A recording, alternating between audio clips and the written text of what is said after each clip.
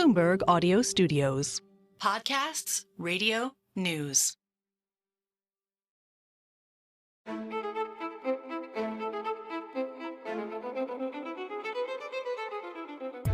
I have that 2008 feeling. The excitement is real. I think it's happening from the ground up. I feel 2008 excitement right now. And I think we have a real opportunity here. America, hope is making a comeback. Welcome to our Democratic National Convention edition of Voternomics, the Bloomberg podcast where politics and markets collide. All year, we've been talking about how voters around the world have the ability to move markets, countries, and economies like never before in 2024. And we're focusing now on US voters ahead of the November election. I'm Stephanie Flanders, hosting from Chicago, where the convention is underway. And with me from the Bloomberg White House team, very glad to say, senior reporter Josh Wingrove. Thanks for being here. Thank you for having me. Well, we're taping this on Wednesday, we should say, so it's more than halfway through the convention. I think we're knee-deep in vibes. There's been a lot of discussion about the vibes. So it's not a week for policy wonks, but we have been doing our best to resist that with roundtables with some key figures in the party and advisors to Kamala Harris at the Bloomberg Hub, where we're sitting right now, which is just down the road from the convention hall. But inside, I would say it's been a week for Democrats to get all fired up and potentially excite some voters sitting at home with this just very recently improved ticket of Kamala Harris and Tim Walz. Josh, you are very young, but you're not so young. I think you probably still can remember 2008. Is hope making a comeback here in Chicago? Not as young as I used to be. I remember 2008 very well. Hope is making a comeback if you talk to the people here, which is to say Democrats are indulging themselves and letting them speak aloud this thought that, oh my gosh, could the sort of broad coalition that elected and swept Obama to power 16 years ago come together again? And of course, that's a big change from a month ago when Democrats were pretty despondent in sort of a public friendly war about whether to, dump or pressure Joe Biden to step away. But there is a sense that Harris has momentum. And in particular, I think we're seeing that sort of change expectations, depending on who you ask. Certainly in the House, Democrats seem very confident that they're going to have a really good shot at taking back the House of Representatives, making Hakeem Jeffries the speaker. And from there, it gets a little messier. And so we've talked, for instance, here with the Pennsylvania governor. He thinks his state is both the tipping point state, which is, to say the one that will decide things, and a toss-up. And so it just goes to show you like how we're really down to the wire here. But you're right. From a policy perspective, it's not just a vibes election at the convention. We're having a vibes election generally. Yeah, and I was very struck watching the former President Obama on Tuesday night, his speech here in Chicago, which definitely had allusions to the electrifying one that he gave in Boston in 2004 as a little-known senator. I was lucky enough that was the last convention I was at. But there's no, as you say, there's no getting around the fact, even with all these great vibes, the country is still split down the middle. And you have maybe 46% of voters who had died in the wool supporters of Donald Trump, maybe even a bit more enthusiastic now than they were a month ago, and something close to that, strongly supporting the Democrats and certainly opposing Donald Trump. So just that small middle ground to play for. You mentioned Governor Josh Shapiro. We had an event with him that you were at here in the Hub just this morning. And, he's the governor of the must-win, swingiest state of all. And this is how he described the situation. Our last two presidential election races in Pennsylvania settled by about a point or less, 44,000 votes and 80,000 votes in a state of 13 million people, over 9 million registered voters. So the fact that races are close in Pennsylvania is really not something that is surprising. As we look forward with that history, I think it's important to note that the gap that existed between Trump and Biden has really been closed. I think your outlets have all done polling. Maybe it's +1, -1, even. I think we're statistically even at this point. And what I think Vice President Harris and Governor Walz have done really effectively is build the coalition back together. and be in a position where we're, 78 days out, and really be, as I describe it, on the 49-yard line.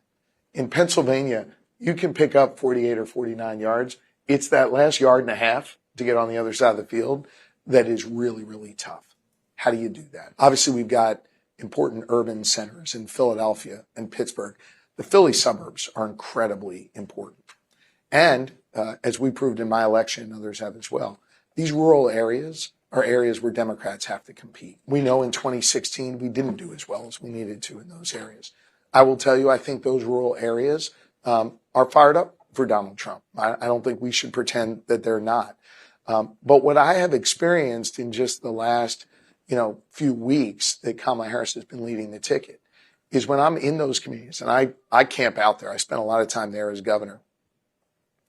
They'll come over to me and say, hey, what do you think of her? You know her. What's the deal? And I say that in no way to be disparaging. I say that because there's a genuine interest and curiosity in her candidacy. And that's a good sign. I'll tell you what else is a really good sign. She and Tim showed up there, 3-4 days ago? I think it was on Sunday, if I'm not mistaken, in Beaver County. They went to one of these rural communities, think like kind of rural area outside of Pittsburgh. And they went and talked about cutting costs, and they went and talked about economic issues. If you remember back, we all remember Barack Obama having huge rallies in Philly. What a lot of people don't remember is his first rally was in Beaver County. That's a county the Democrats have been losing for years. I won, and that's an area where we have to be competitive. And so the fact that people are curious about her candidacy, the fact that she showed up there and talked about issues on their minds, really, really gives me a lot of hope and optimism for that last yard and a half that's so difficult to come by in our state. Governor Shapiro was sort of cautiously optimistic. He saw a lot of energy on the ground, but there's a lot more for them to do, right? Yeah, and Harris herself is trying to pump the brakes as well, because it's good to be confident, but complacency is a different animal. That's what they're worried about. I think this is all happening at unprecedented speed. I think we shouldn't lose sight of that. I mean, one of the arguments a month and a half ago was that for keeping Biden, was that there simply wasn't time to build the plane in midair that they are now building. And so I think for Harris, she has inherited a party that has done a couple things. Number one, rallied completely around her in the matter of an hour, it felt like, on that Sunday.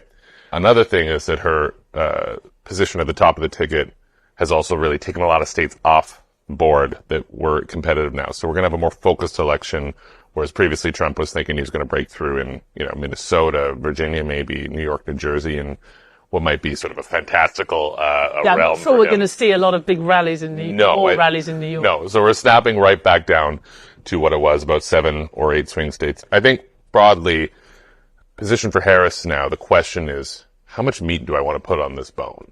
She has taken steps to keep doors open, not close them, including if that leaves egg on her face, by saying, forget what I said 5 years ago, I actually believe the opposite now. So I think that is the level set that we should expect for the next 70 or so days, whatever the campaign will be, which, by the way, in other states, it's only half that, with early voting kicking in something soon here. I would expect her to continue to risk embarrassment by backtracking on policies to open pathways for her, or leave open the question of what she thinks, rather than her pinning a policy list on the wall and saying, this is what I stand for. They don't think that's their path. That was interesting. So we're sitting in the room where we've had some of these events at the Bloomberg Hub, and there were 2 quite senior policy advisors to Kamala Harris who spoke to us just a few hours ago, one of whom had been her chief of staff when she was in the Senate. And it was striking how little information they could give. When you talk about putting meat on the bones, we had this kind of sketch of her economic proposals last week. When are we going to find out how she's going to pay for this renewal of the child tax credit and the support for homeowners? And then I realized that they were referring to that speech as their most detailed speech that they were going to give, really. Right. And it just brought home to me how many questions there are unanswered. And crucially, this debate with Donald Trump on September 10th, I mean, we were asking these advisors about foreign policy, Josh, do you expect to have any substance on what President Kamala Harris, how she would approach foreign policy between now and the debate? I think it's a coin flip about whether they're going to try to put something in the window before the debate. What they have said is look at her record. So let's talk about her record on foreign policy. Hawk on Ukraine, for sure. She would continue Biden's approach of seeing it as a priority for the U.S. not only to send support to Ukraine directly, but to continue to try to muster an alliance and sort of global coalition to support Ukraine in its fight against Russia. So I think that one is clear. I don't expect an inch of daylight on that one. In Gaza, it's more murky. She has tried to sell the same policy as Biden in a different way. For instance, she calls for a ceasefire and then says Hamas has to agree to it, whereas Biden says Hamas has to agree to a ceasefire. So it's just little differences like this. But yeah. Not really a difference. Not really a difference. It's a rhetorical difference, but in her Vibes election rhetoric is perhaps everything. But you're right. We were sitting here looking at, this small bone with flicks of meat on it and saying, where's the rest of it? And they're saying it's right in front of you. Enjoy. This is the detail.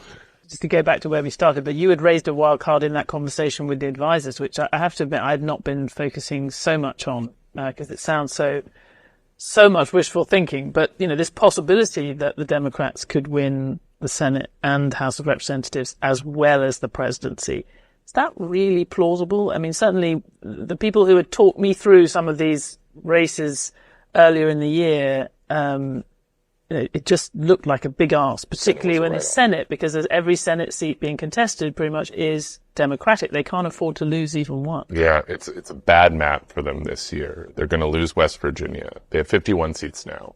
I guess we should just remind people outside the states the way the Senate elections work. Right, yeah. Why the map would matter? This is the crash course. There are very few senators in America who represent a party other than the dominant party in that state. In other words, you got red states, you got blue states. They tend to have 2 red senators or 2 blue senators. Very few are divided. West Virginia is divided. Joe Manchin isn't running again, and no one expects that to stick with the Democrats. It'll flip hard to the Republicans. Because many people didn't consider him to be a Democrat. Correct. He was sort of a dying breed of red state Democrat. And so now the starting point is 50-50. It basically all comes down to more or less Ohio and Montana, 2 red states where Democrats have incumbent senators, Sherrod Brown in Ohio, John Tester in Montana, were trying to hold on, basically running at arm's length from Harris, and even more, and when it was Biden, they were running at miles length from Biden, trying to sort of squeak by still against demographic headwinds that have been shifting. So can it happen for Democrats? Can this wave that is maybe building or maybe cresting, it's unclear. If it's just a building wave that will continue as momentum, then Democrats might become the dog that caught the car. And then suddenly in that scenario, it would be almost certain that they would have the House by a fairly healthy margin. Maybe Harris gets elected, and then, of course, maybe they squeak by in the Senate with a 50-50 tie that the vice president, Tim Walz, Harris's running mate, could split ties in, so they can ram stuff through. Suddenly they get what's called a reconciliation bill, which is a grab bag of stuff that they can push through. You can do one of those a year or so. And this, now it's a question of wish list, right? So right now they're like... Quite a long way away from that. Correct. They're right. So right now, beating Donald Trump is enough. And we have seen not a hint, really, of policy dispute among Democrats at this convention. They are perfectly fine to break out the same song sheet and, have a show of unity. They can continue to do that quite easily if Republicans hold at least one chamber, because you have a boogeyman, and by definition, you're constrained by what has to be a bipartisan agreement. If they catch the car, if they get all 3, if this is some kind of wave that's been building, then Harris is going to have to decide what she... I think lack of opposition is probably a problem that they would like to face. But I'm struck that it's the one thing, even with all these good vibes, it's the one thing that they do seem to be superstitious about even thinking about. In the UK, and actually I think quite a lot of other countries, the custom in any election is not to jinx it and never talk as if you assume that you're going to win or assume election. Here it's mandatory. Even if you don't have a chance in hell, you have to describe yourself as the next president or the next senator. So we will see. But Josh, thank you very much. Thank you. So on the sidelines of the convention, in my continued efforts to inject substance into the vibes, I sat down with Heather Boushey, an economist who previously served as the president and CEO of the Washington Center for Equitable Growth and at the Center for American Progress, among other things. She does now currently serve as a member of President Joe Biden's Council of Economic Advisors, but she spoke to me very much in her personal capacity. And what I wanted to hear from her was what she thought about this ticket and the emerging economic plan, insofar as we've seen it, from Vice President Harris. Heather, thank you very much for doing this. I should also ask you, is this your first convention? No, this is my second convention, but no, I'm very excited to be here and, got to hear the president speak last night and got to see actually the vice president speak. And, she talked a little bit about our economics, but it's very exciting to be able to be a part of this historic moment. And did you always know you were coming? I just wondered whether if you, like me, were thinking a couple of months ago that this was not necessarily going to be a fun event to attend. I had made my reservations many, many months ago. I think it's important, especially for those on the econ team, in general, who think about economics to see what people are talking about in terms of the economy. What are the questions on people's minds? And that helps us think about what kinds of policy issues we want to focus on. Now, I mean, you're sitting in the White House, or I guess adjoining the White House, because most people end up, there's no room in the White House for most of the officials who work there. I'm fascinated just on a personal level how it's been to be sitting there the last few weeks as the election has just been turned on its head. I mean, how has that felt like on the inside? Well, I can say a couple of things. I mean, the reality is that the economy is this huge, right? It's this huge beast, and there's so much that has been moving forward. And so I have been really focused on, watching where the numbers are coming in, what's happening with jobs and inflation and all of these sorts of questions. And, and thinking about how the policy agenda that the president and the vice president put out many months ago when they put forth the budget, that are teeing up a whole set of policies that we want to do to make sure that we continue to see an economy that delivers for working families.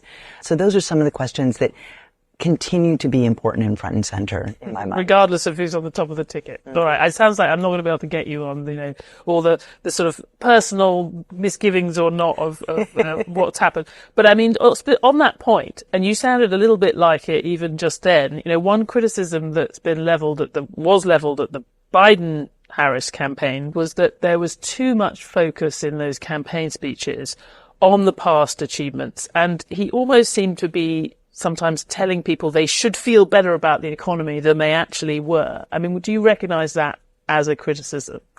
Gosh, looking back over the past 4 years, the United States and around the world, we've all been through the ringer. This global pandemic, it upended economies. We saw how because of these global supply chains that were so fragile, we had these really big price spikes, because, people couldn't get to work and things couldn't get made. And we saw all of these challenges. And I think what I've learned as an economist is that it takes a while for that to work through an economy. But it also, I think you hear people being frustrated that things aren't, better, as quickly as maybe they would like. And I think this is really an important piece of the puzzle.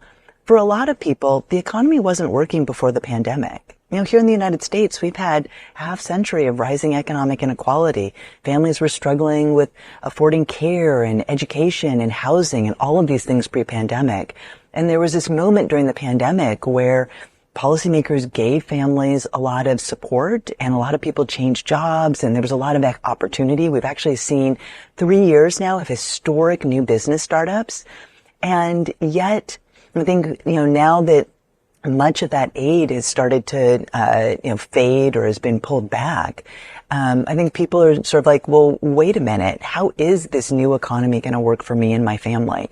And so I think the fact that a lot of investments have been made, but they aren't quite being felt yet. Even in a normal circumstance, if you had a vice president running for president, there's always that balance that he or she would have to strike between talking up the achievements of the administration they were involved with, but also pointing to the unfinished business. And I guess there's a feeling that with the Biden campaign that there was too much focus on all the great things you've done. What are the big bits of unfinished business? I mean, you've touched on some of them. So first of all, I think one big piece of unfinished business that I think does need to be mentioned is that so much this administration has done has been about investing in the United States all across America. Investing in communities, investing in new manufacturing capacity, investing in making a clean energy economy. All of that needs to continue. But there are these big ticket items that we haven't been able to, that still need work. And so one of those, of course, is housing. We've seen challenges in insufficient housing supply. We've seen that it costs too much for families. It was really exciting to see the vice president come out with a set of policies that would increase housing supply. We also need to make sure that for those families that have kids, that in particular, that they get the help and the support they need. And so I was also really excited to see that the vice president came out with a pretty robust plan to provide an expansion of the child tax credit for children in their first year of life. Robust, but also quite expensive. Certainly. Well, supporting families. She didn't talk about how it was going to be paid for. She did talk about, though, increasing the corporate tax rate to 28%, which has been a part of the budget that she and the president, worked on. Wasn't that part of the budget before you committed to increasing the child tax credit? It was, but I think it signals that she is committed to making sure that we fix the tax system in the United States so that it is more fair, so that corporations pay their fair share. And, we'll have to see where her campaign goes and everything, but certainly as a part of the budget in that process which she's been a part of in the White House, there has been a robust agenda to raise taxes at the top. The president has long made this commitment to not increase taxes on anyone making less than $400,000 a year. But what the president has shown through those budgets is that you actually can do that math.